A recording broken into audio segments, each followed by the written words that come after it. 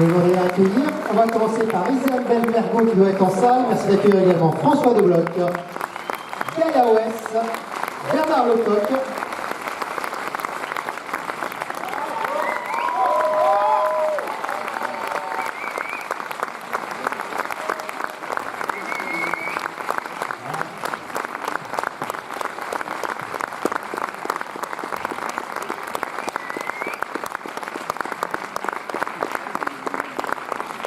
Et merci d'accueillir Gérard Gillot.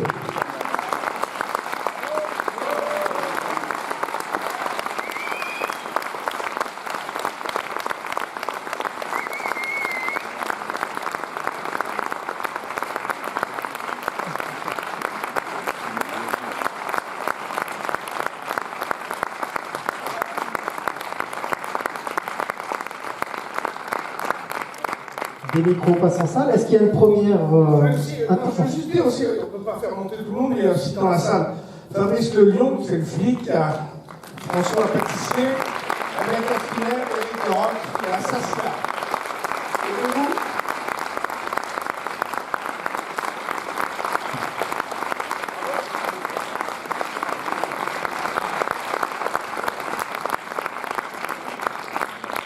et mon beau-frère, il n'a pas pu venir.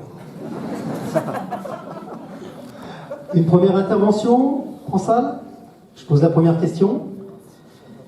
Gérard, c'est pour vous la première question. Votre casting, un petit peu, l'idée du scénario, puis après le choix de vos différents acteurs et actrices.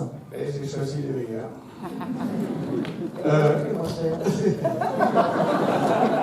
Le moins cher. J'ai choisi Gaïa, qui est une actrice internationale. Isabelle Mergo, qui est une actrice nationale. Et Bernard Lecoq, il fallait un vieux pote, il est vieux, c'est mon pote. Mais surtout la grande trouvaille, c'est François Debloc, qui est formidable dans ce film. Moi, je voulais même l'appeler. Bravo!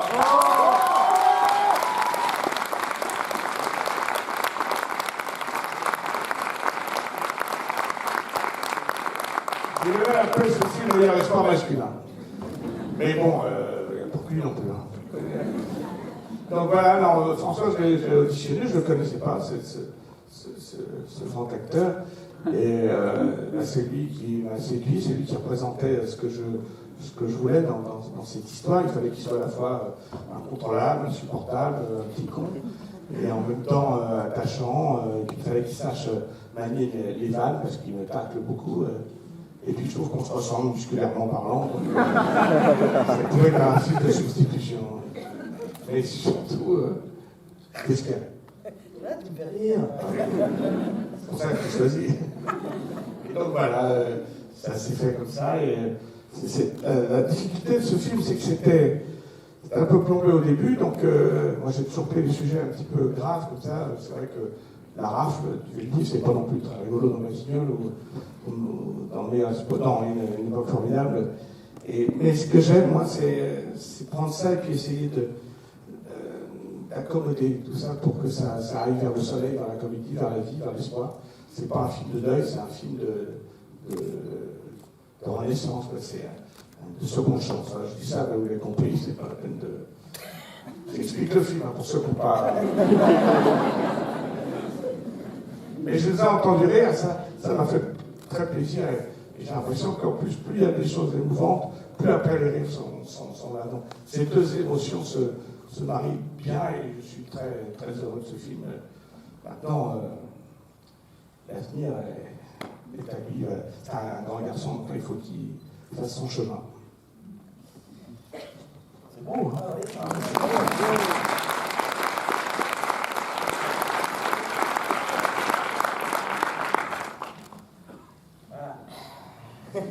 Première intervention, c'est le plus dur. Hein.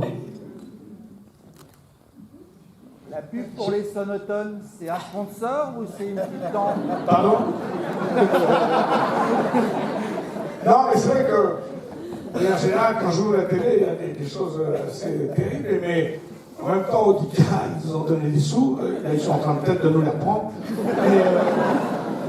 Mais méfiez-vous, vous les jeunes, avec toutes les musiques que vous écoutez là, vous aurez bien besoin d'Audica plus tard. Question en bas sur votre droite, Gérard. bonsoir à tous. Bah, c'est un super cadeau d'avoir vu ce film parce qu'aujourd'hui c'est mon anniversaire, donc merci et puis je vous aime tous. Voilà. Un bon anniversaire.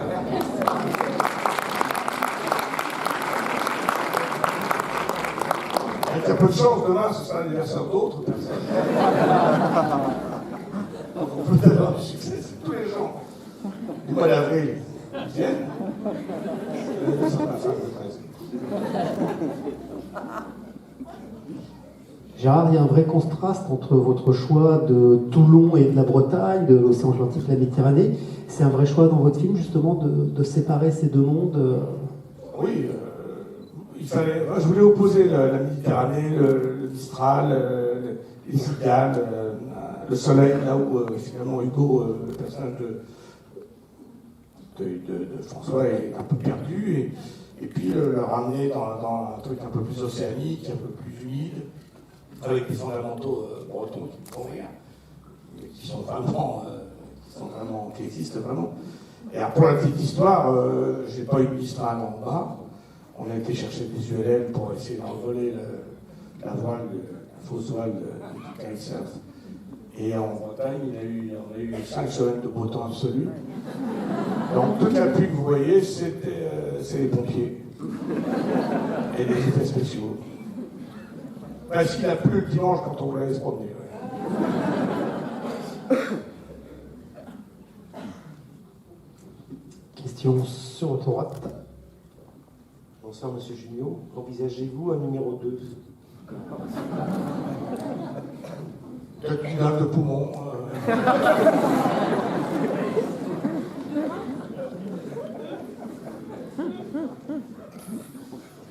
Bonsoir. Bah déjà, merci beaucoup pour ce film qui est très drôle et ça me fait beaucoup rire. Ouais, c'est cool. Et aussi, j'ai une question. Pourquoi la Bretagne? Enfin, quelqu'un est breton ou... Je ne peux pas poser des questions aux autres. Non, j'ai passé des vacances petit en Bretagne, ça m'a sans doute marqué chez Madame Le Correct, qui avait le chauffe-eau là, c'est Bigouden, et donc elle avait un pique, on faisait des crêpes, on mangeait des crabes à Cordouan, et puis j'ai appris par la suite que François Lebec était en partie breton. Ouais, je suis d'origine de Brest, de côté de ma mère, et donc c'était la bonne surprise, quoi. Pour moi, parce que moi j'ai pas écrit le scénario, donc ça m'a tombé, quoi. Et toi Isabelle, tu viens d'où? De Marigny.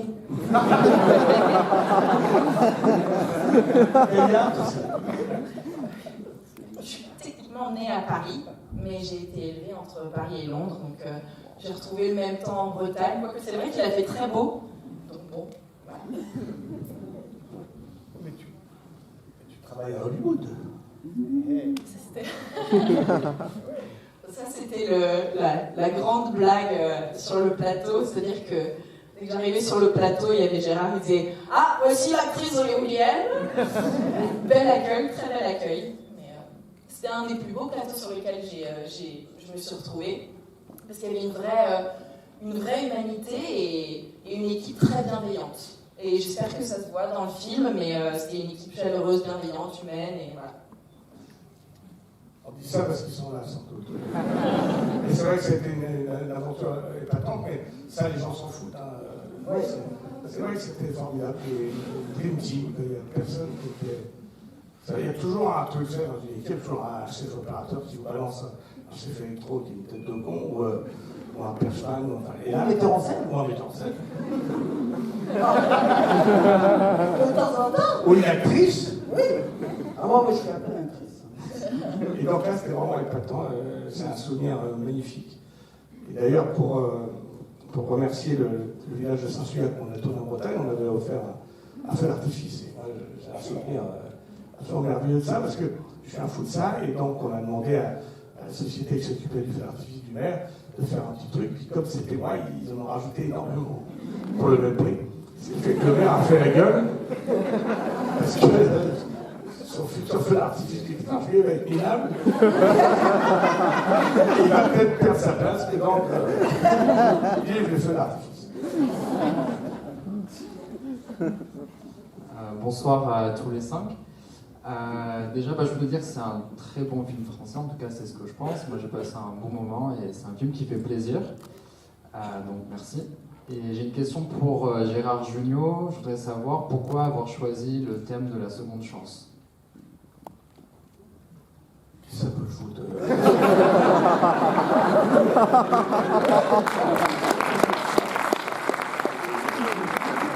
Je sais pas, non, franchement, il faudrait que je. C'est encourageant pour les autres questions. N'hésitez pas, il est la même forme. Non, mais c'est vrai. Pourquoi il y a des questions. Enfin, c'est vrai que c'est compliqué. Pourquoi? Sans doute qu'il y a des raisons. J'ai souvent fait ça, moi. Enfin, j'ai souvent traité des personnages qui étaient un petit peu à l'arrêt, un petit peu comme lui, qui est un personnage qui est un peu à l'arrêt, comme sa voiture sur 4 parpaings, et qui va repartir, comme chante le chanteur médiéval, un Doro de Gaine. Donc, une époque formidable, ça ressemblait à ça, à Batignolles aussi, quand un personnage comme Batignolles était prêt vraiment de basculer du mauvais côté, et puis le petit garçon qui sonne, et ça va être le destin qui va sonner à sa porte. Donc, c'est vrai que j'aime bien, moi, partir de croire que dans la vie, on peut changer, on peut aller vers le mieux, on peut aller vers le beau. Vous savez, Truffaut, il disait un truc, il y avait une pub, quand on aime la vie, on aime le cinéma. Et lui, il disait, si j'avais vraiment la vie, j'aurais jamais fait de cinéma. Et je ne veux pas aller jusque-là, mais c'est vrai que quelque part, il y a un peu de ça. Je voudrais réparer un peu ces vies qui, parfois, ne sont pas forcément bien, et au cinéma, tout est un peu mieux, quoi. On est maquillé, on a un dialogue, on a de la lumière, c'est toujours un peu mieux, et puis les histoires qu'on raconte, on peut croire que la vie est belle quand on y pense et quand on la filme. Donc voilà, mais je ne sais pas pourquoi je fais ça. Je ne sais pas, excusez-moi, je ne sais pas. Bonsoir, j'aurais aimé savoir au niveau du nombre de jours de tournage à peu près pour tourner un film comme ça.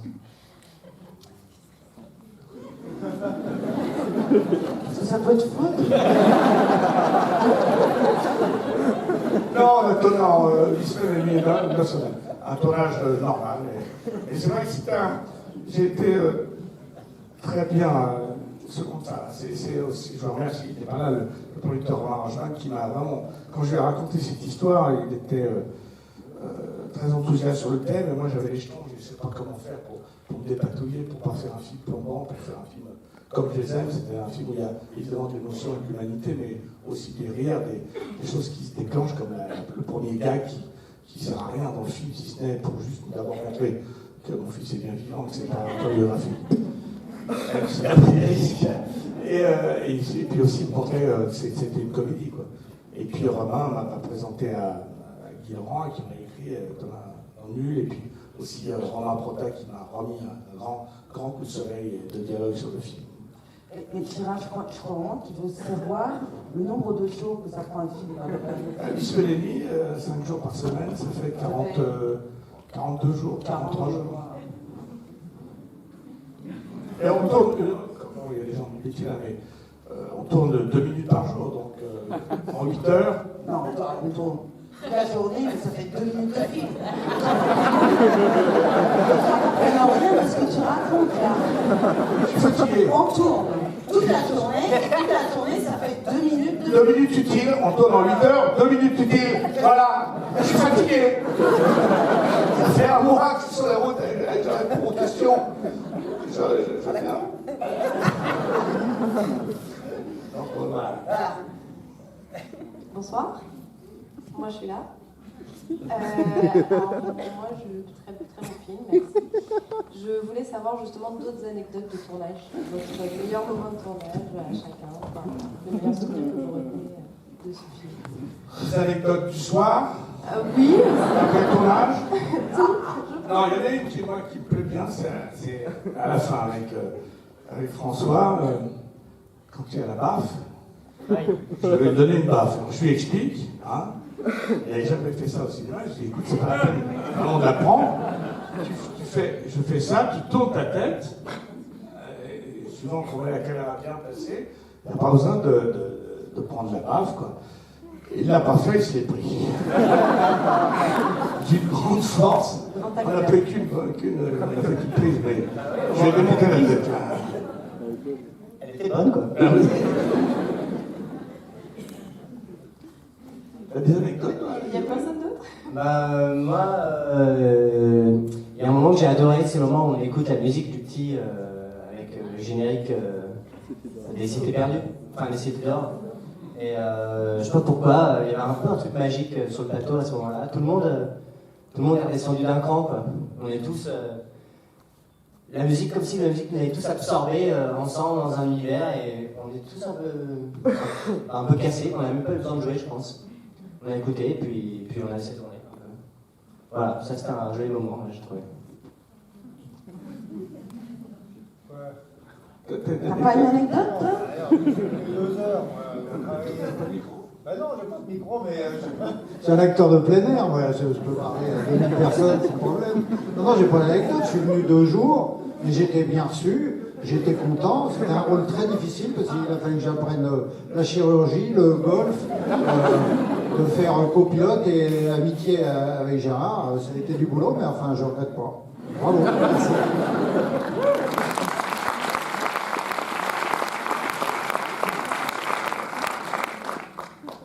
J'aurais une question pour Isabelle.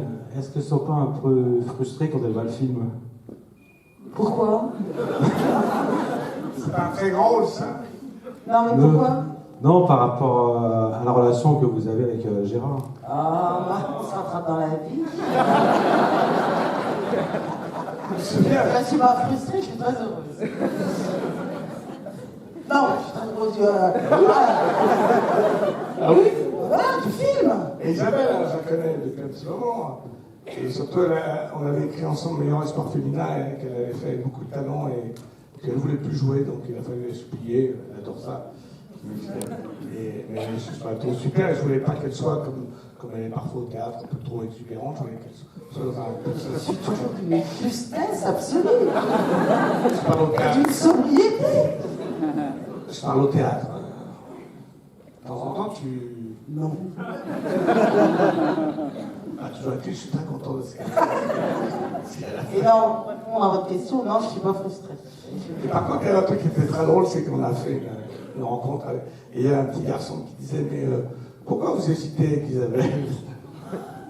Ah bon? C'est qui a dit ça? Un petit garçon. Et alors, tu lui as répondu quoi? Elle est trop vieille? Non. Non, je lui ai dit, C'est vrai que t'as dit ça? Oui, il m'a dit ça. Tu m'as pas dit? Bah oui, il fallait un happy end, quoi. Encore que, est-ce que de sa vie avec Isabelle Mergo, c'est un happy end? C'est possible. Il y a qu'à vous dire! C'est une fille formidable, un peu perchée. Et elle a écrit un très joli roman que j'ai lu. Finalement, je l'ai lu, toi.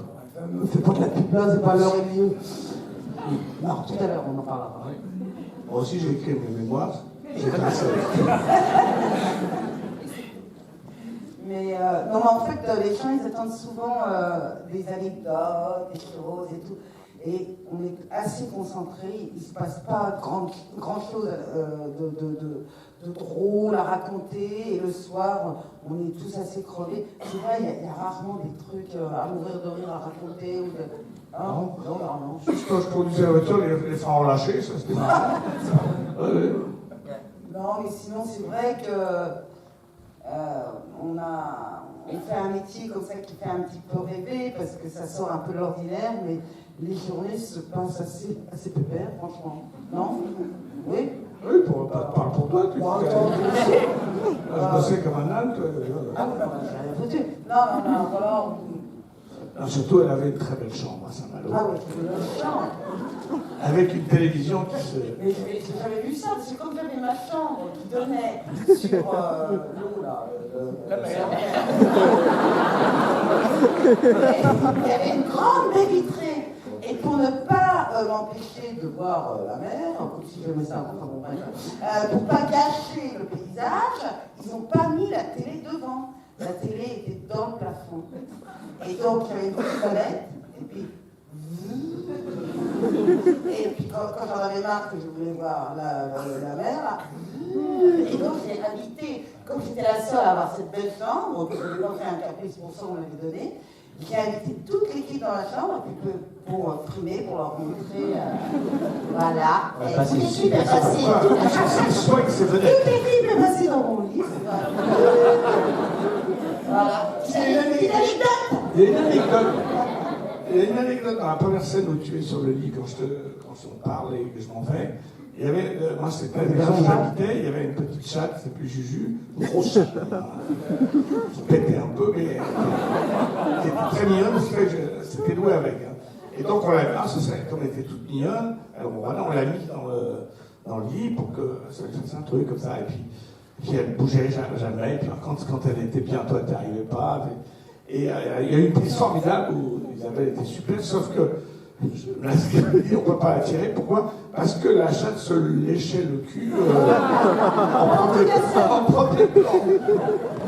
Voilà, c'est une anecdote affreuse. C'est très dur de tourner avec des animaux. Mais donc on l'a. Avec les crabes aussi, c'était très dur. Et aucun crabe n'a été martyrisé.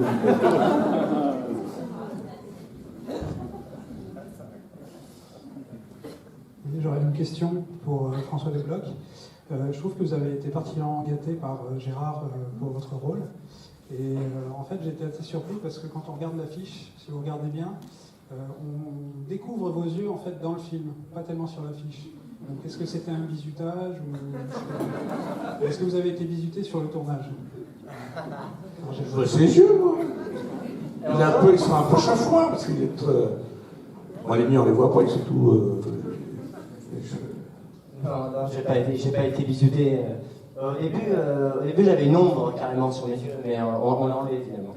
Non, je n'ai pas du tout été bizuté, c'est très bien passé. Ouais, c'est vrai qu'on voit pas mes yeux. Enfin, si, non, moi je les vois, mais c'est bizarre, on n'a pas la même vue en tout cas. Mais non, ça s'est bien passé. C'est très bien passé. Gérard m'a pris soin de moi et il m'a fait confiance. Ouais, donc, on dit m'a pris sous son épaule, pas sous le bras. On prend une baguette sous le bras, on ne prend pas quelqu'un sous le bras. Sous son aile. Sous son aile, voilà. On va rentrer dans les deux dernières questions. Bonsoir à toute l'équipe, merci pour ce film, il était vraiment super. J'aurais une question pour François Desblocs. J'aurais voulu savoir qu'est-ce qu'on ressent quand on reçoit l'appel d'un monsieur comme Gérard Jugnot qui vous dit c'est moi qui vous ai choisi pour ce rôle principal en fait.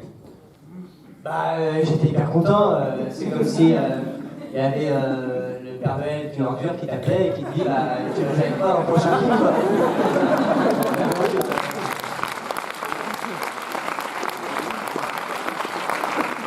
Laisse-moi la queue faire repasser les amis. Non, j'étais hyper heureux parce que moi j'ai grandi un peu comme tout le monde, je pense. J'ai grandi avec l'humour notamment de Gérard et de tous ses copains. Donc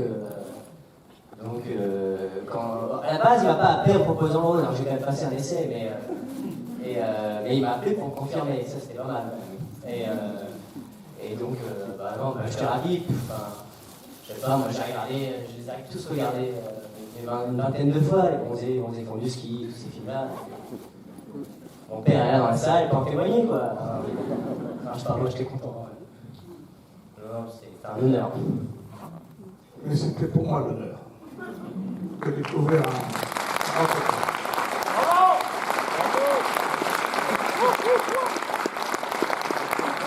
C'était très bien dirigé. Dernière question, ce sera Sacha, 8 ans, qui va. Je voudrais savoir quel moment a été le plus drôle à tourner dans le... Tu peux répéter la question? Drôle à tourner dans le film. Quel moment? C'est toujours pareil, Isabelle vient de le dire. Il y a une grande différence entre rire et faire rire. Par exemple, la scène des crabes, on s'est bien amusé, mais il a fallu qu'on prenne une douche après quand même. C'était compliqué. J'ai beaucoup de... J'ai la tête prise. C'est vrai que je ne suis pas comme sur les autres films où je peux être plus déconneur, plus léger. Il y a quand même des choses auxquelles il faut penser, mais Si, les scènes de voiture, c'était assez rigolo. On s'est vraiment marré. Moi, j'ai pas pu conduire, sinon je serais pas là pour parler. Mais c'était assez rigolo, parce qu'elle est assez sympa, cette voiture de Oui Oui. Là. Et on a bien rigolé là. Moi, il y a quand même un moment, quand je pars en âne, là, on va le plan à un moment donné, il faut savoir que l'âne n'avait pas de selle, et un âne c'est un peu chiant comme animal. Donc, parfois j'ai galopé, moi je sais pas, un grand cavalier, donc l'âne déjà j'ai commencé à flipper quoi. Et donc je suis tombé en arrière, il y a un plan où je tombe complètement en arrière, il m'a complètement désarçonné quoi, et c'est pas évident en fait, de monter un âne au galop. Sans selle. Voilà. Et les crêpes, quand tu fais tes crêpes, c'était bien. Ouais, on s'est entraîné, on a appris à faire des crêpes avec Gaïa. Voilà. Oui. François a appris à faire les crêpes et moi j'ai mangé les ratés. Voilà, non. C'est pas évident de faire des crêpes. Hein. Ouais, l'autre, elles étaient très bonnes les crêpes pour les anecdotes. Les crabes aussi. Bon, écoutez, voilà. Très utile. Si ça vous a plu, vous en parlez autour de vous. Sinon, on fait un golf. Bonne soirée. Merci à vous tous.